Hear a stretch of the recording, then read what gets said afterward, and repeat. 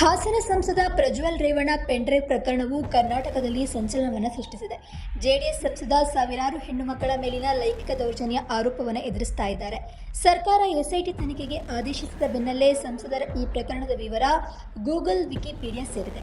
ಹೌದು, ಸಂಸದ ಪ್ರಜ್ವಲ್ ರೇವಣ್ಣ ಅವರಿಗೆ ಸಂಬಂಧಿಸಿದ್ದು ಎನ್ನಲಾಗ್ತಾ ಇರುವಂತಹ ಅಶ್ಲೀಲ ವಿಡಿಯೋಗಳುಳ್ಳಂತಹ ಪೆನ್ ಡ್ರೈವ್ ರಾಜ್ಯ ರಾಜಕಾರಣದಲ್ಲಿ ಭಾರಿ ಸದ್ದು ಮಾಡ್ತಾ ಇದೆ. ಗೂಗಲ್ನಲ್ಲಿ ಪ್ರಜ್ವಲ್ ರೇವಣ್ಣ ಅವರ ಹಿನ್ನೆಲೆ ತಿಳಿಸುವ ಅಂದರೆ ವಿಕಿಪೀಡಿಯಾ ಪ್ರೊಫೈಲ್ನಲ್ಲೂ ಸೆಕ್ಸ್ ಸ್ಕ್ಯಾಂಡಲ್ ಹೆಸರಿನಲ್ಲಿ ಮಾಹಿತಿ ಅಪ್ಲೋಡ್ ಆಗಿದೆ.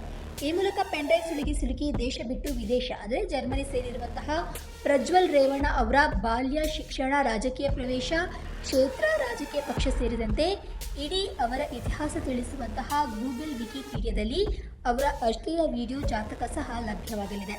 ಹಾಗಾದರೆ ಯಾವ ವಿಷಯ ಪ್ರೊಫೈಲ್ನಲ್ಲಿ ಅಪ್ಡೇಟ್ ಆಗಿದೆ ನೋಡೋಣ. ಸಾಮಾನ್ಯವಾಗಿ ರಾಜಕಾರಣಿಯಾಗಿರಲಿ, ಸೆಲೆಬ್ರಿಟಿಗಳಾಗಿರಲಿ ಅಥವಾ ಇನ್ನಿತರ ಸಾರ್ವಜನಿಕ ಜೀವನದಲ್ಲಿರುವಂತಹ ಪ್ರಮುಖ ವ್ಯಕ್ತಿಗಳ ಜೀವನ, ಇತಿಹಾಸ ಎಲ್ಲ ಕೂಡ ಗೂಗಲ್ನಲ್ಲಿ ಅಂದರೆ ವಿಕಿಪೀಡಿಯಾದಲ್ಲಿ ಲಭ್ಯ ಇರ್ತದೆ. ಅದೇ ರೀತಿ ಪ್ರಜ್ವಲ್ ರೇವಣ್ಣ ಅವರ ಮಾಹಿತಿ ಸಹ ಲಭ್ಯವಿತ್ತು. ಆದರೆ ಪೆನ್ ಡ್ರೈವ್ ಅಶ್ಲೀಲ ವಿಡಿಯೋ ಪ್ರಕರಣ ಹೊರಬರ್ತಾ ಇದ್ದಂತೆ ಅವರ ಗೂಗಲ್ ಪ್ರೊಫೈಲ್ನಲ್ಲಿ ಸೆಕ್ಸ್ ಸ್ಕ್ಯಾಂಡಲ್ ತನಿಖೆ ಎಂಬಂತಹ ಉಪಶೀರ್ಷಿಕೆಯಡಿ ಪ್ರಕರಣದ ಮಾಹಿತಿ ಅಪ್ಲೋಡ್ ಆಗಿದೆ. ಪ್ರಜ್ವಲ್ ರೇವಣ್ಣ ಬಾಲ್ಯ, ಕೌಟುಂಬಿಕ ರಾಜಕೀಯ ಹಿನ್ನೆಲೆ, ಆರಂಭಿಕ ಜೀವನ, ರಾಜಕೀಯ ಜೀವನ ಜೊತೆಗೆ ಲೈಂಗಿಕ ದೌರ್ಜನ್ಯದ ಪೆನ್ ಡ್ರೈವ್ ಕೇಸ್ನ ಅಂಶಗಳು ಕೂಡ ಅಪ್ಲೋಡ್ ಆಗಿವೆ. ಇದರಲ್ಲಿ 2024ರ ಸಾರ್ವತ್ರಿಕ ಚುನಾವಣೆಯಲ್ಲಿ ಪ್ರಜ್ವಲ್ ರೇವಣ್ಣ ಮತ್ತೆ ಬಿಜೆಪಿ ಜೆಡಿಎಸ್ ಮೈತ್ರಿ ಅಭ್ಯರ್ಥಿಯಾಗಿ ಹಾಸನ ಲೋಕಸಭಾ ಕ್ಷೇತ್ರದಿಂದ ಕಣಕ್ಕಿಳಿದಿದ್ದಾರೆ.